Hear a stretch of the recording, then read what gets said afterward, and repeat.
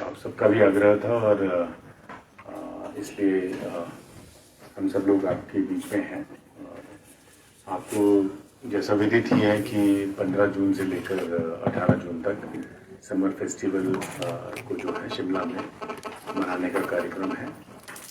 हम सब लोग जानते हैं कि इस बार थोड़ा सा, क्योंकि पीछे चुनाव लोकसभा के थे, तो इसलिए नॉर्मली ये जो समर फेस्टिवल का कार्यक्रम है ये 1 से 4 तारीख तक हुआ करता था, लेकिन 6 तारीख तक तो मॉडल कोड ऑफ कंडक्ट था और उसके बाद ही फिर ये निर्णय लिया गया कि यथावत जो है वो जो सेलिब्रेशन समर फेस्टिवल के आयोजित किए जाते हैं उसको भी आयोजित किया जाए, क्योंकि ये शिमला के लिए एक बहुत महत्वपूर्ण फेस्टिवल रहता है, अंतर्राष्ट्रीय समर फेस्टिवल। तो इसलिए फिर हम सब ने भी सभी की मंशा के हिसाब से इस पर प्रयास करने की कोशिश की कि इसको जो है वो अच्छे तरीके से आयोजित किया जा सके। लेकिन कुछ नियम होते हैं, कुछ आवश्यक ऐसी फॉर्मेलिटीज़ होती हैं जिसको करने के लिए एक प्रक्रिया से गुजरना पड़ता है और जिसके लिए जो है वो प्रॉपर प्रोसेस को अडॉप्ट करना पड़ता है। तो उसमें भी लगभग 7 दिन का समय दिया जाना आवश्यक होता है। तो समय का कंस्ट्रेंट और समय के अभाव के कारण बहुत सारी चीज़ें फिर भी हमने प्रयास किया है कि सारी चीज़ों को यथावत जो है वो उस तरीके से करवाने का प्रयास किया जा सके, क्योंकि ये जो महोत्सव है वो आयोजित किया जाता है डिफरेंट स्पॉन्सरशिप के साथ और जो समर फेस्टिवल ऑर्गेनाइजेशन कमेटी है उसको जो स्पॉन्सरशिप मिलती है उसके बाद जो है ये तय किया जाता है कि किस प्रकार के कार्यक्रम जो है हमको आयोजित करवाने। तो इसमें सभी प्रकार की चीज़ें शामिल की जा सकें, ऐसा हम पूरी ऑर्गेनाइजेशन जो कमेटी है उसने तय किया। आपको मालूम है कि एक बहुत लंबा प्रोसेस रहता है, इसमें बहुत तरह की कमेटीज बनती हैं। कोई हमारी इवेंट मैनेजमेंट को कोऑर्डिनेट करने के लिए कमेटी बनती है, कुछ स्टेज की सिटिंग अरेंजमेंट के लिए कमेटी है, कुछ बाकी व्यवस्थाओं के लिए कमेटी बनती है। वो सब समितियां, इसमें कई प्रकार की समितियां हैं, 10 से ज़्यादा शायद समितियां इसमें हैं जो अलग अलग काम पर फोकस करती हैं और अपने काम को पूरा करती हैं। इसके लिए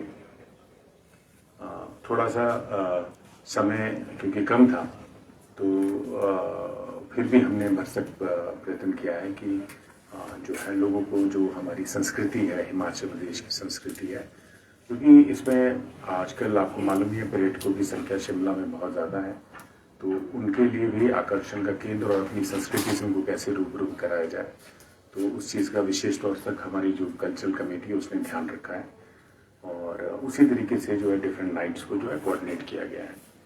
तो मैं आपको बताऊं कि ये कार्यक्रम जो है वो 15 तारीख को यानी कि कल से प्रारंभ होगा और इसमें जो सांस्कृतिक गतिविधियां हैं जिसमें स्कूल के बच्चों के सांस्कृतिक कार्यक्रम हैं और विभिन्न जो कलाकार हैं उनके सांस्कृतिक कार्यक्रम हैं। इसके अलावा जो मुख्य आकर्षण जो शाम का रहेगा वो इसमें 15 तारीख के लिए पहाड़ी, क्योंकि इसमें कल जो है वो लगभग सारा ही कार्यक्रम जो है वो हिमाचली गीतों को और हिमाचली संस्कृति को पूरी तरह से समर्पित है, ताकि बाहर से आए हुए पर्यटकों को पूरी तरह से इस पर रूबरू कराया जा सके।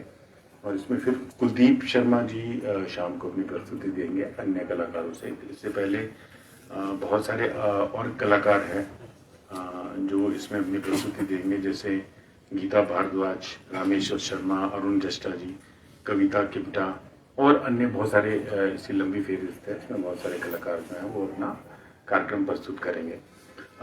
हिमाचल प्रदेश के माननीय राज्यपाल महोदय शाम को रात को 8 बजे के 30 मिनट पर इसका विधिवत रूप से शुभारंभ भी करेंगे। इसके बाद 16 तारीख को जो कार्यक्रम रहेगा वो एक कव्वाली की रात्रि वो रहेगी। रोहदारी कव्वाल जो हैं वो अपनी कव्वाली से समय बांधेंगे और इसके पश्चात जो है वो बॉलीवुड सिंगर है साज भट्ट, वो अपनी प्रस्तुति आप सबके बीच में, पब्लिक के बीच में करेंगे। इस कार्यक्रम में मुख्य अतिथि जो हैं वो हिमाचल प्रदेश विधानसभा के जो स्पीकर महोदय हैं श्री पठानिया जी, वो इसमें मुख्य अतिथि के रूप में शिरकत करेंगे। इसके अतिरिक्त 17 तारीख को प्रसिद्ध एक तो पहले फैशन शो का आयोजित किया जाएगा और उसके बाद जो है प्रसिद्ध पार्श्व गायिका महालक्ष्मी अय्यर ये अपनी प्रस्तुति देंगी और इस दिन जो है मुख्य अतिथि जो है वो हिमाचल प्रदेश के माननीय उप मुख्यमंत्री महोदय श्री मुकेश अग्निहोत्री जी इस कार्यक्रम में मुख्य अतिथि रहेंगे। और 18 तारीख को जो कार्यक्रम आयोजित किया जाएगा वो विभिन्न सांस्कृतिक गतिविधियों के अतिरिक्त जो है उस दिन दिलेर मेहंदी जो है उनका अपना जो है प्रस्तुति देंगे। इस दिन माननीय मुख्यमंत्री हिमाचल प्रदेश श्री सुखविंदर सिंह सुक्खू जी जो है वो मुख्य अतिथि होंगे और समापन समारोह जो है वो इस समर फेस्टिवल का करेंगे। इसके अतिरिक्त हमारे सभी जो जिला के माननीय मंत्री महोदय हैं, हमारे विधायकगण हैं, हमारे स्थानीय विधायक हैं हरीश चनाता जी, वो भी जो है इस कार्यक्रम में जो है लगातार शिरकत करेंगे। आपको और बता दूं कि इसमें और भी स्थानीय कलाकार जो कई हैं, जिसमें 16 तारीख को अनुज शर्मा, हनी नेगी, 17 तारीख को डॉक्टर मदन झाल्टा, तांत्रा बॉयज, किशन वर्मा, 18 तारीख को नरेंद्र नीटू, डॉक्टर महेंद्र राठौर और बड़ी एक लंबी इसमें लिस्ट है क्योंकि सभी स्थानीय कलाकारों को एक मौका देने का समर फेस्टिवल ऑर्गेनाइजिंग कमेटी जो है वो प्रयास कर रही है, तो उसमें सभी को मौका देने का प्रयास कर रही है। लेकिन आप सब जानते हैं कि इसमें आप देखते हैं कई तरह की ऐसा भी रहता है कि भाई मुझे किसी का ये भी कहना होता है इसमें प्रॉपर ऑडिशंस वगैरह लिए गए हैं ताकि जो प्रस्तुति है वो बहुत लोगों के लिए अच्छी रहे। तो उस प्रोसेस को भी करने के बाद लोगों का इसमें कलाकारों को इसमें चयन भी किया गया है और फिर भी बहुत सारे लोगों की इसमें शिकायतें भी रह सकती हैं, तो उससे हम इनकार नहीं करते। लेकिन अब आपको मालूम है कि एक तो समय सीमा जो है वो बड़ी लिमिटेड है, 10 बजे तक का एक नियम के अनुसार से करना पड़ता है। एक रात्रि जो है रात की उसमें विद स्पेशल परमिशन वो 12 बजे तक की रहती है। लेकिन इस टाइम की लिमिट को ध्यान में रखते हुए बहुत सारी चीज़ें ऐसी हैं जो फिर हमें कलाकारों के लिए भी फेज मैनर में करनी पड़ती है। किसी को मंच जो है वो इस कार्यक्रम में दिया जा सकता है, फिर किसी को हमारे जो अगले कार्यक्रम हो सकते हैं उनमें मंच प्रदान किया जा सकता है। एक बहुत ही महत्वपूर्ण बात यह है कि 18 तारीख को जो चिल्ड्रन ऑफ द स्टेट बच्चे हैं वो इस कार्यक्रम में शामिल होंगे और शायद समर फेस्टिवल के इतिहास में शायद ऐसा पहली बार ही है कि क्योंकि माननीय मुख्यमंत्री महोदय का ये विशेष ध्येय है कि हर प्रकार से ऐसे बच्चों को आगे लाया जा सके और उन पर विशेष ध्यान रहे, तो वो कार्यक्रम की शोभा जो है ऐसे बच्चों के विशेष तौर से आमंत्रित किया गया और वो इस कार्यक्रम की शोभा जो है आकर के बढ़ाएंगे। तो इसके अतिरिक्त फ्लावर शो का आयोजन किया जा रहा है, बेबी शो का आयोजन किया जा रहा है, डॉग शो का आयोजन किया जा रहा है, जो कि अलग अलग स्थानों पर आयोजित किए जा रहे हैं। हिमाचल की संस्कृति है नाटी, हम लोग इस सबसे जुड़े हुए हैं, तो एक महानाटी का आयोजन भी जो है इस समर फेस्टिवल के दौरान में किया जा रहा है। इसके अतिरिक्त महानाटी का आयोजन किस दिन? ये भी 18 तारीख को है। इसके अतिरिक्त एक आप जानते हैं कि हमारी एक जिला शिमला में एक परंपरागत एक ठोडा खेल जो है वो खेला जाता है और इसको भी जो है विशेष रूप से जो है इसका आयोजन जो है वो शिमला में करवाया जा रहा है। ये किस दिन है? ये 17 तारीख को होगा। और इसके अलावा स्कूली छात्रों द्वारा आकर्षक सांस्कृतिक प्रस्तुतियां की जाएंगी और उत्तर क्षेत्र सांस्कृतिक दल पटियाला NZCC, इसमें राजस्थान, पंजाब, उत्तराखंड, उत्तर प्रदेश, राजस्थान से बहरूपिया, कच्ची घोड़ी, वायुस्कोप व कठपुतली के कार्यक्रम आयोजित किए जाएंगे। पंजाब से जो टीम है वो भांगड़ा का आयोजन करेगी। उत्तराखंड से जौनसारी नृत्य का आयोजन किया जाएगा और उत्तर प्रदेश से बरसाना की होली व मयूर नृत्य का इसमें आयोजन किया जाएगा। इसके अतिरिक्त देखिए, ये जो महोत्सव होते हैं ये हर तरह से एक दूसरे के साथ जुड़े रहते हैं, जैसे सांस्कृतिक कार्यक्रम है और जो हमारे बच्चे हैं और जो खेलकूद में रुचि रखते हैं उनके लिए भी खेलकूद प्रतियोगिता का भी इसमें हम आयोजन करवा रहे हैं। तो उसमें वॉलीबॉल प्रतियोगिता का आयोजन किया जा रहा है, इसके अतिरिक्त बैडमिंटन प्रतियोगिता का आयोजन किया जा रहा है, शतरंज प्रतियोगिता का आयोजन भी किया जा रहा है और इसके अतिरिक्त ताइक्वांडो और का भी जो है वो इसमें आयोजन किया जा रहा है, ताकि बच्चों की आपस में खेल की प्रतिस्पर्धा भी जो अच्छी भावना से वो भी बनी रहे और एक अच्छे समर फेस्टिवल का आयोजन कर सके। तो ये तो ये तो रही सांस्कृतिक रात्रियों की बात और खेलकूद प्रतियोगिताओं की बात। लेकिन ये एक बहुत ही कम समय में, यानी कि मतलब 7 और 8 दिन के बीच में हमने ये जो है कार्यक्रम की एक रूपरेखा बनाई है और सभी के मार्गदर्शन इसमें प्राप्त करने की कोशिश की है, सबके व्यू पॉइंट्स लेने की कोशिश की है। और उस दौरान, क्योंकि आप सबको मालूम है कि जब भी हम कोई कार्यक्रम करते हैं तो उसमें लगभग सारी चीज़ें जो हैं वो वेल इन एडवांस, लगभग एक महीना पहले जो है वो तय हो जाती हैं। तो आपकी बार समय कंस्ट्रेंट था, तो हो सकता है कि कुछ कमी पेशी रह भी जाए।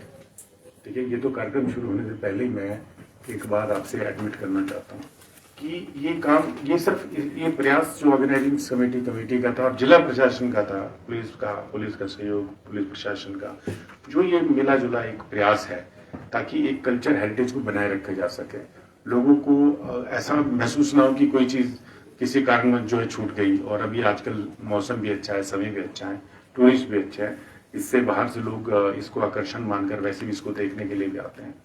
तो ये मेरा कहने का मतलब है कि आपसे भी मेरी एक निवेदन रहेगा कि आप हमेशा जो है वो हमेशा आप, क्योंकि एक आवाज़ हैं और आपकी आवाज़ जनता तक जाती है और उसको लोग अंडरस्टैंड करते हैं, उसको वो समझने की कोशिश भी करते हैं। तो मेरा आपसे भी आग्रह है, क्योंकि हम ये आयोजन को बहुत ही कम लिमिटेड समय में आयोजित कर रहे हैं, तो इसमें इसको जो है वो, इसमें जो भी हमारे अच्छे आयोजन हो रहे हैं उसकी अच्छी वाइड पब्लिसिटी कवरेज हो और जनता तक वो सब चीज़ें पॉजिटिव तरीके से पहुंचे, क्योंकि हम अपने प्रयास में कहीं से कोई कमी पेशी इसमें रखने की कोशिश नहीं कर रहे हैं। दूसरा मेरा आपके माध्यम से ये भी निवेदन है कि जो लोग भी इसमें शामिल होते हैं इस कार्यक्रम को देखने के लिए, उन सबका स्वागत है। और लेकिन थोड़ा सा हम सब लोगों को ये भी ध्यान रखना है कि शिमला में हम लोगों को एक डिसिप्लिन भी बनाए रखना है और अनुशासन भी बनाए रखना है। अच्छे कार्यक्रम होते हैं, सांस्कृतिक कार्यक्रम होते हैं, लोग उसमें एंजॉय करते हैं, वो अच्छी बात है, लेकिन हमें ये भी ध्यान में रखना है कि हमें अपनी सीमा में रह के हर चीज़ को करना है और अति उत्साहित नहीं होना है, उतना उत्साह रखना चाहिए जितना कि नियमों के और आचरण के अनुकूल हो। तो ऐसे मेरा आपके माध्यम से निवेदन है कि ये सब चीज़ें देखें और नियमों का पालन करें। हम एक अच्छा फेस्टिवल आप सब लोग से मिलजुल करके जो है आयोजित करने की कोशिश करेंगे। तो यही सब चीज़ें मुझे आपके साथ शेयर करनी है। कुछ और इसमें पॉइंट अगर आपने any other point two included, so thank you very much. बहुत बहुत धन्यवाद। सर, अगर ट्रांसपोर्टेशन की बात की जाए, क्योंकि 12 बजे तक आखिरी संध्या चलनी है और उससे पहले भी अगर शहर के लोगों को आने जाने के लिए किस तरह की सुविधा रहेगी और किस तरह का ट्रैफिक मैनेजमेंट रहेगा? इसके लिए देखिए, जब ये इसमें जो बैठक इसमें हुई थी पहले डिफरेंट ऑफिसर्स की, डिपार्टमेंट की, जो स्टेक होल्डर डिपार्टमेंट में थे, तो इसमें जो है HRTC के माध्यम से सभी जो चिन्हित स्थान हैं जिसकी सूचना भी मुझे लगता है कि वो एक प्रेस नोट के माध्यम से भी आपको दे देंगे उसको, वहाँ पर जो है वो बसें जो हैं वो उपलब्ध रहेंगी और ऐसा पिछली बैठक में तय हो गया था और उस व्यवस्था को बनाए रखा जाएगा ताकि लोगों को आने जाने में कहीं दिक्कत ना हो।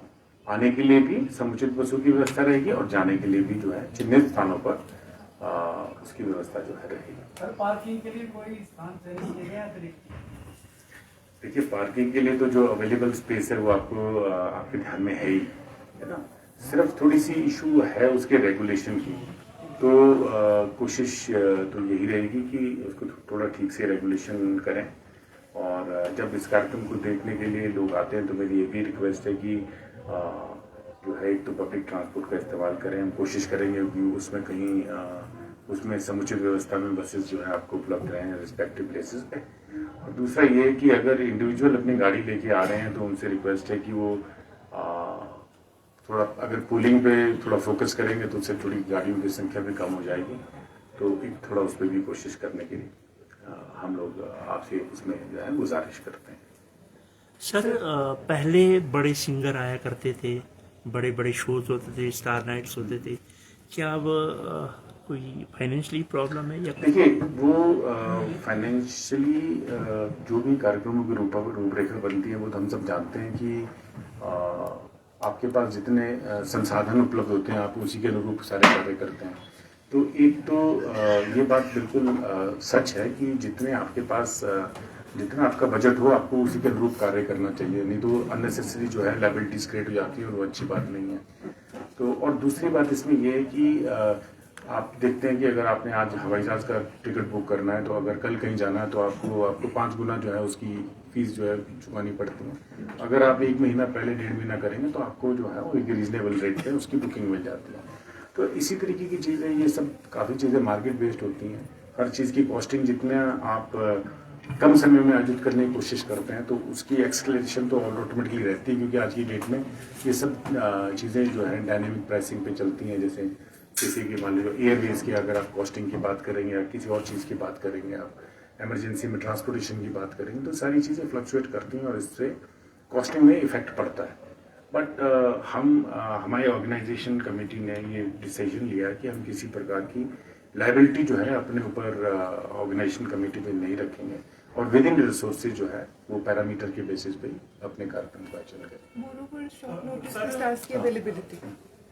एक रिच पर जो है वो येलो लाइन है और उसके अंदर जो है वो कोई बार वाली चीज जो है वो नहीं रख सकते, लेकिन इस बार जो है वो स्टेज जो बिल्कुल बीच के ऊपर टैंक है उसके ऊपर बनाया जा रहा है। क्या इसको रिगार्डिंग कोर्ट का कोई आदेश है कि उसके अंदर ऐसा है इसमें कि ये सारी चीजें बिल्कुल नियमानुसार की जाती हैं, है ना। सारी चीजों का ध्यान रखा जाता है, सेफ्टी का, सिक्योरिटी का, रूल्स का, रेगुलेशंस का, परमिशंस का, सारी चीज़ें जो हैं वो नियमानुसार ही हैं। किसी भी चीज़ की उल्लंघना जो है जिला प्रशासन के द्वारा तो चीज़ों की तामील करवाई जाती है, उल्लंघना नहीं करवाई जाती और इन सब चीज़ों का जो है मेटिकुलसली ध्यान रखा जाता है और सारी चीज़ें नियमानुसार ही हैं।